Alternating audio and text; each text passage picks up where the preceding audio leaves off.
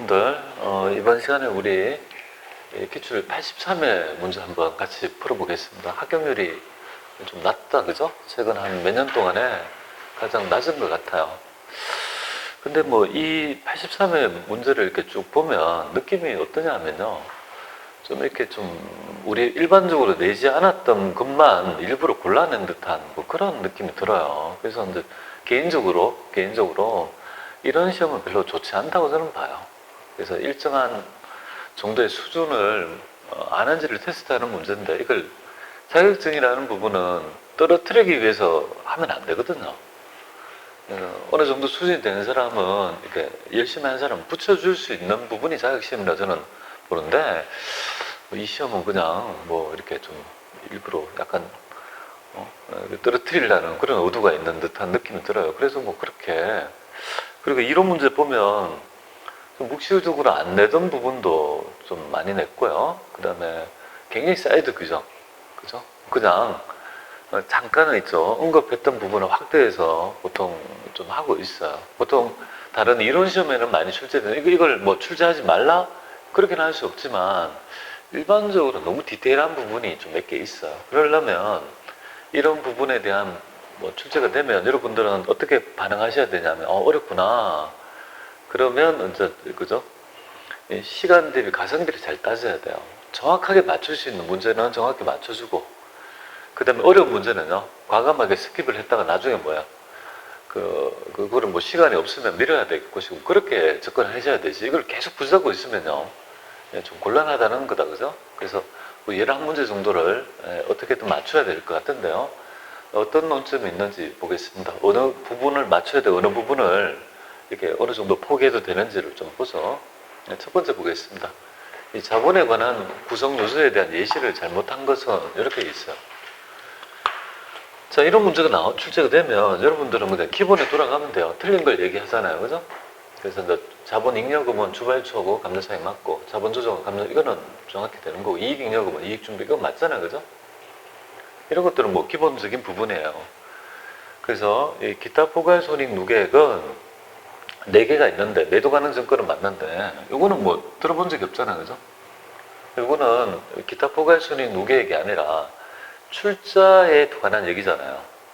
그러면 출자에 관한 얘기는 자본금, 자본조정, 자본잉여금, 자본조정에 해당이 돼야 될 거 아니겠습니까? 그죠?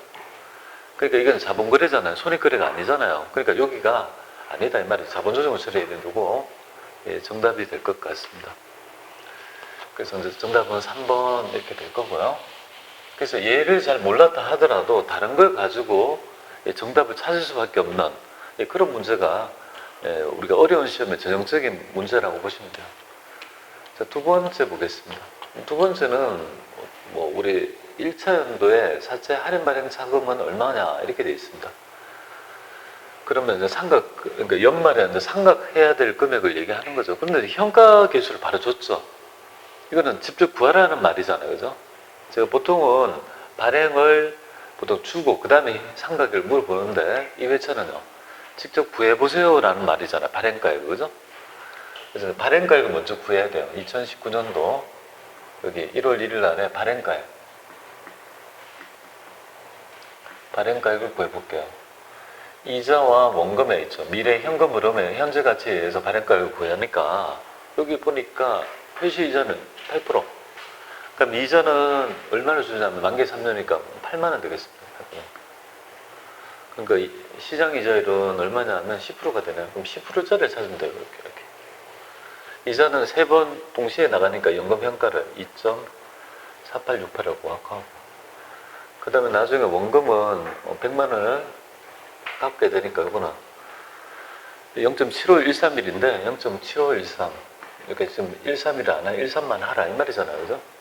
그렇게 되면 이 금액이 나올 거 아니에요, 그죠? 여기가 이제 발행가액이 될 것 같습니다. 그럼 이 금액을 한번 구해볼까요? 그러면 950244 244가 이제 발행가액, 요게 발행가액이 되는 거죠. 이렇게 구해가지고. 자, 처음에 100만원보다 적게 받았잖아요, 그죠? 할인 발행했으니까 이만큼 받았다 이 말이죠. 나머지 남는 금액은요, 3년 동안에 우리가 이제 이자 줄 때 3년 뒤에 이 부족한 금액은 3년 동안에 뭐 나중에 만기 이거 같이 준다, 그죠? 그러면 생각해 볼게. 2019년도 12월 31일 날 생각하면 요거 빌렸잖아요. 여기 빚이 지은 거잖아요. 그죠? 950244 곱하기 이제 10%만큼을 이자를 줘야 돼요. 근데 나는 8만 원밖에 안 주잖아요. 그죠? 그럼 추가적으로 또 빚이 생긴 거잖아요. 요 빚이 바로 상각액이죠. 빚 내는 거.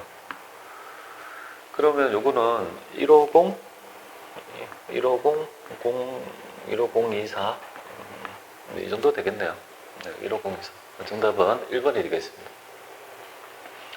그래서 이제 사채의 그죠? 기본적인 발행가액을 보통 주고 1차전도에 상각을 하라 했는데 그냥 발행가액을 구하는 문제까지를 이제 내고 있어요. 그래서 그 점 적용하시면 될 것 같습니다.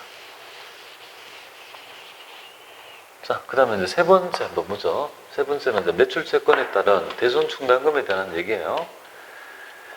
그래서 재무상태표에 표시될 대손충당금과 우리 2019년도에 표시될 대손상각비는 얼마냐 이렇게 되어 있어요. 대손상각비. 뭐 이건 어려운 건 문제는 아닌 것 같아요.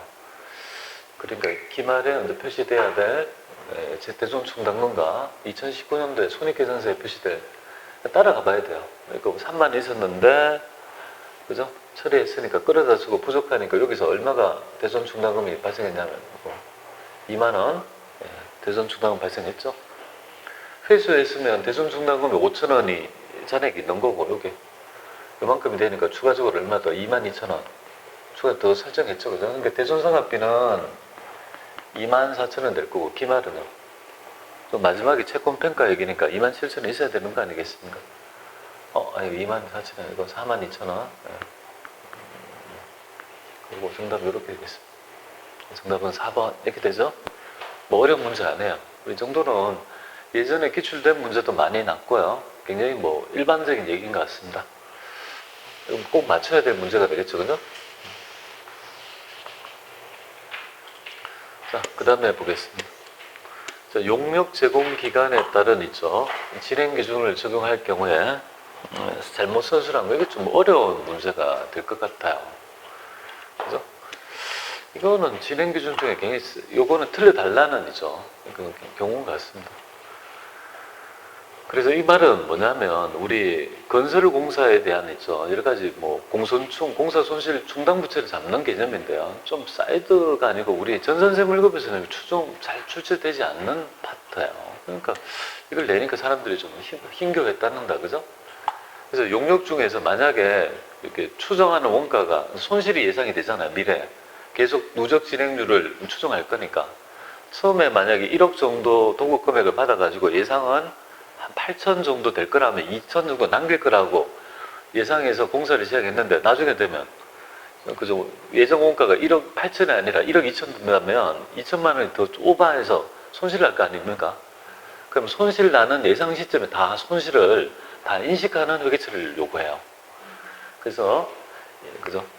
수익을 초과할 경우에 이익의 합계액을 전액을 뭡니까? 단기 손실로 인식한다. 이건 맞습니다. 그죠? 이런 문제가 출제가 한번 찾아보세요. 잘 있는가요? 한 번 정도 나온 적은 있어요. 예전 한 20 몇 회. 그죠? 기출문제 20 몇 회인가는 있어요. 제가 기억으로는. 근데 그러고는 한 번도 출제 안 되다가 이런 거 나오잖아요. 이렇게 나오는 거는 일반적이지 않잖아요. 여러분들은 가장 이런 문제가 나오면 어떻게 해야 되냐면 기본 문제를 맞추시고 이런 문제는요. 다 못 풀어요. 웬만하면.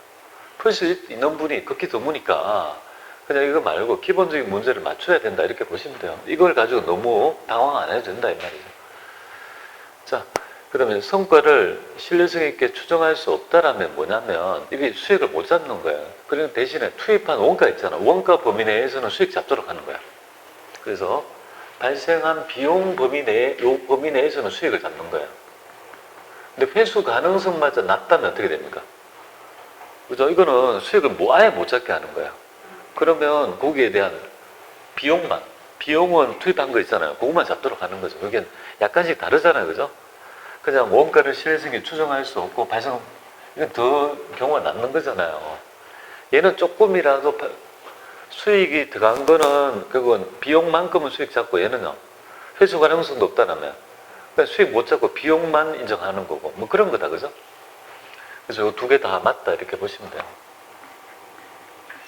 그래서 거래 성과를 추정할 것을 어렵게 만들었던 불확실이 해소가 된다 하면 해당 거래에 대해서 진행 기준을 재적용할 수 없는 게 아니라 당연히 뭡니까? 진행 기준이 합리적이니까 그런 게 해소됐다면 다시 진행률에 의해서 그죠? 우리가 수익 인식을 해야 된다 이 말이죠. 적용할 수 없다가 틀렸어요.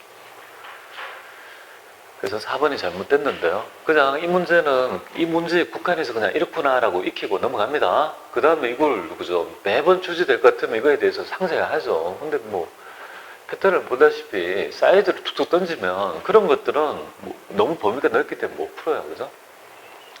자, 그래서 해설 강의는 해드렸고요.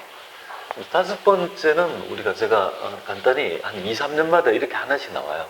현금 흐름표에 대해서. 현금 흐름표는 영업활동, 투자활동, 재무활동 이렇게 되어 있습니다.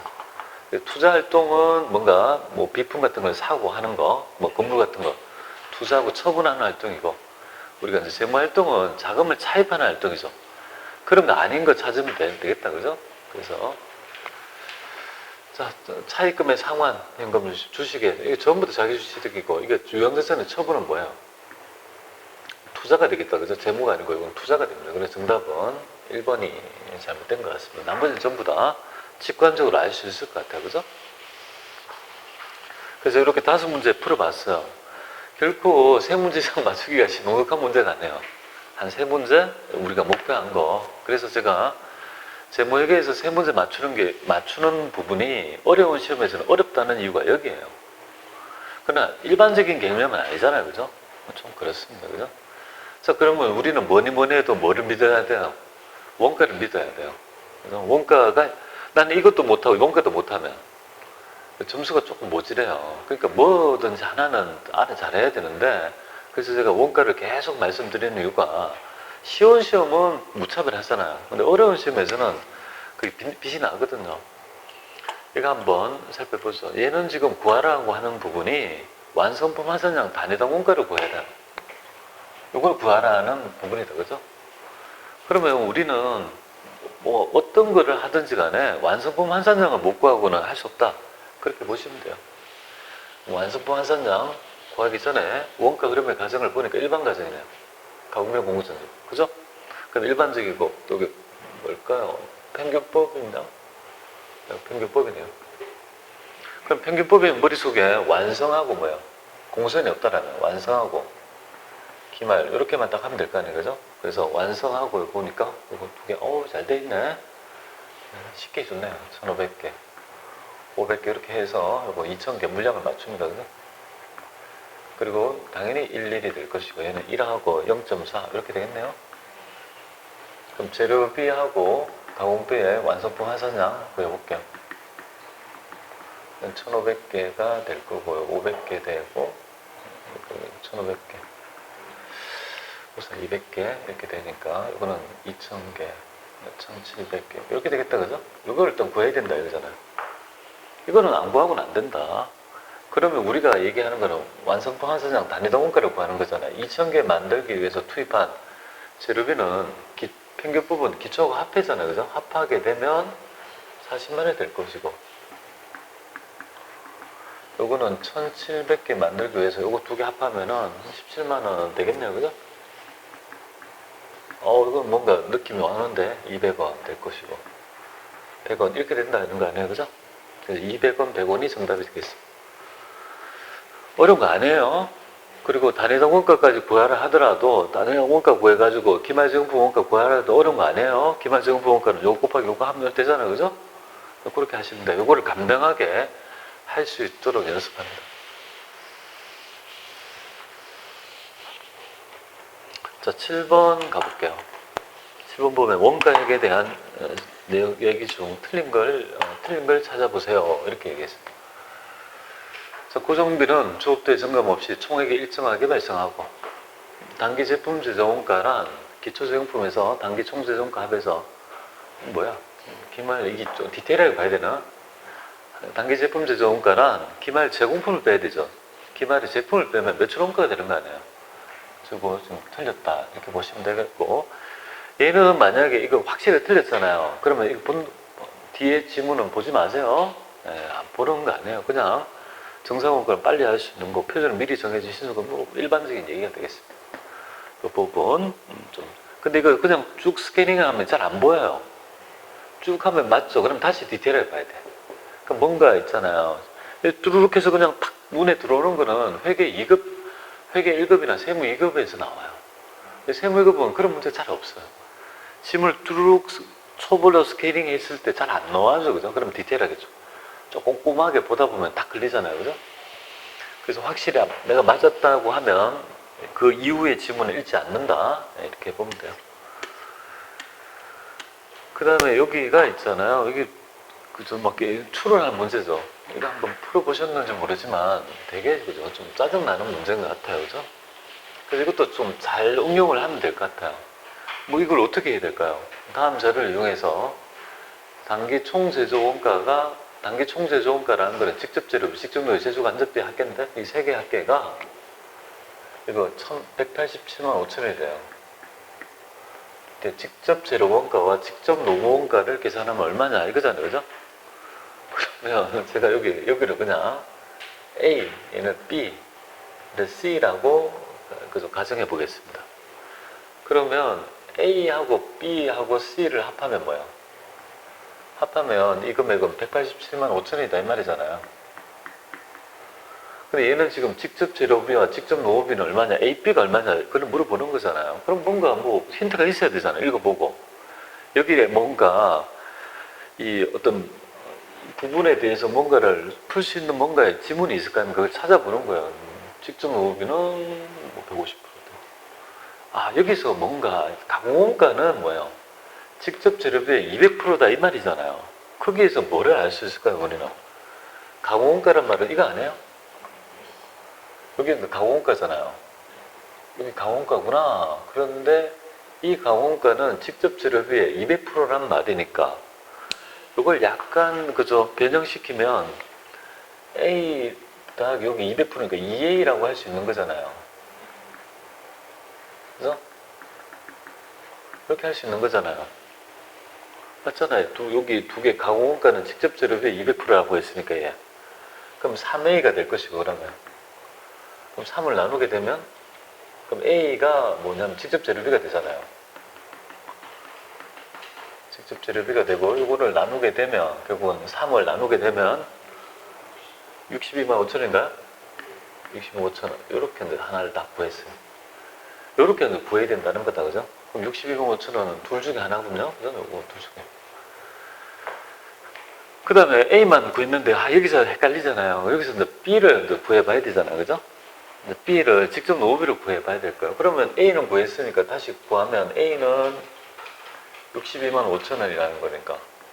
그 다음 B하고 C는 뭡니까? 187만 5천원이다. 이 말이잖아요. 그죠? 그러면 여기에 같이 맞출 수 있는 게 제조 간접비 C는 직접 노무비에 그죠? 150%라는 말이 있죠. 그러니까 이거는 간추리면 62만 5천원에서 B에서 요 놈을 지금 같이 상수를 같이 맞춰줘야 될 거 아니에요. 그럼 이거는 1.5 뭡니까? B라고 바꿀 수 있는 거잖아요. 그러면 이렇게 해서 187만 5천원이다. 이렇게 되죠. 그죠? 그러면 결국은 치환하게 되면 B는요. 직접 노무비는 계산하게 되면 이거는 50만원이 된다. 그죠? 이렇게 하는 거예요. 그래서 정답은 1번이 되겠습니다. 약간 접근을 잘못하면 또 막 헤맬 수 있겠죠. 그죠? 이렇게 조금 풀어보시면 될 것 같아요. 이거는 뭐 어떻게 푸는 방법이 있는 게 아니라 그냥 세 개가 이거다 해서 여기에 제시되는 자료를 공부를 보고 적용해서 풀 수밖에 없는 거예요. 어떤 패턴이 있는 게 아니잖아요. 물어보는 방법이 다양하니까 뭐 저렇게 풀면 되지 않을까 이렇게 봐요. 저도 뭐 처음에 봐서 풀어보니까 뭐야 이렇게 하다가 다시 고쳐보고 곰곰이 보니까 그런 부분이 나타난다. 그죠? 보시면 돼요. 자, 9번 보겠습니다. 활동기준 원가. 야, 이게 뭐냐 하면 이걸 낸 적이 없거든요. 활동기준 원가. 그래서 이 활동기준 원가는 뭐냐면 활동이 자원을 소비한다는 개념하에서 나타나는 원가 모형인데요. 활동을 많이 하면 그만큼 자원의 소비가 많잖아요. 소비된 자원을 원가로 보자는 있죠. 그런 어떤 모형이 바로 ABC 활동기준 원가라는 개념이에요. 그래서 보통 활동 기준 원가는 관리회계 파트로 간주해가지고 그쪽에서 나옵니다. 여러분들 최근 10년 정도 기출문제에서 이런 활동 기준 원가 전산세무 1급에 본 적이 있습니까? 찾아보세요. 없어요. 그래서 이거는 뭐냐면 활동을 나누는 거예요. 활동 중심점이라 해서 크게 4개로 나눠가지고 활동별로 원가를 집계하는 거예요. 그리고 활동별로 배분을 구해가지고 뿌려주는 모양이에요. 그래서 활동을 많이 하면 그 많이 한 조세, 그죠? 많이 배부해가지고 원가를 더 많이 배부하는 부분이 합리적인 원가 계산에 보는 거죠. 이거 한번 말씀드리면 홈쇼핑에서 많이 써요. 홈쇼핑에서 어디에 쓰냐면 만약에 이런 거 있잖아요. 전화하고 반품하는 사람들 있잖아요. 이 사람들은 홈쇼핑 입장에서 일만 많이 시켰고 아무런 수익이 없잖아요. 그러면 그런 사람들은 기록하고 있다가 비해를 만들잖아요. 블랙을 만들어가지고 아니 전화가 연결이 안 되게끔 한다든지 제한을 한다든지, 그리고 아주 양호한 사람들은 뭐 등급을 매겨서 옥션 같은 데 보면 뭐 있잖아요. 뭐 A 등급인가 뭐 골드인가 뭐 이런 거 있잖아요. 그런 것들을 줘서 이렇게 좀 차등해서 하는 거. 그러려면 이 사람이 우리한테 원가를 어떻게 희생을 시켰는지 활동이 구분돼야 되죠. 그게 가장 어려운 거예요. 활동을 많이 내면 좋은데 그렇게 집계는 너무 모형이 복잡해요. ABC 원가. 그래서 ABC를 이론적으로는 좋은데요. 그 적용하기가 좀 어려운 면이 좀 없지 않아 있어요, 솔직히. ABC는 제가 잘 알아요. 제가 이걸 가지고 논문을 썼어요. 제 전공이 이거예요. ABC 활동 기준 원가예요. 그래서 이걸 직접 적용해서 다 해봤어요. 근데 되게 그죠? 이 부분이 어려워요. 활동을 분석하고 활동을 중심을 도대체 어떻게 보통 4개로 제시하고 있지만 그거 말고 측정하는데 굉장히 시간이 많이 걸려요. 그 정도면 이해합니다. 그 정도면 이해하고, 그래서